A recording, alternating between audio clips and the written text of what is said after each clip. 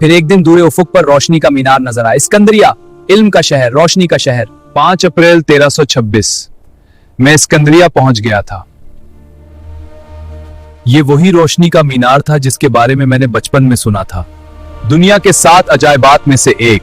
उसकी बुलंदी देखकर आंखें खैरा हो गईं। वाकई एक अजीम शहर में शाहकार। दाखिल हुआ तो इल्म की खुशबू हर तरफ फैली हुई थी।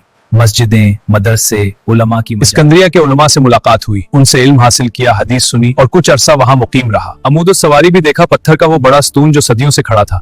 कहते थे कि यहाँ किसी बादशाह का खजाना। मैंने शेख मुर्शिदी के बारे में सुना, एक बुजुर्ग जो शहर से बाहर रहते थे। मैं उनसे मिलने चला गया।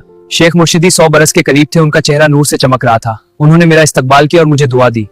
उन्होंने मुझे कुछ दिरहम दिए और कहा, जा उनसे जो कुछ खरीद सकता है खरीद ले। लम्हे ने उनकी बात मानी, खरीद कर उनके पास लाया। उन्होंने मुझे अपने साथ बिठाया और खाना खिलाया। फिर कहा, कल सुबह मेरे पास शेख मुर्शिदी ने मुझे एक और बुजुर्ग से मिलवाया। वो मुझे देखकर मुस्कुराए जैसे वो मुझे हिंदुस्तान जाओगे और चीन भी जाओगे। हिंदुस्तान? मैं तो सिर्फ मक्का जा रहा था।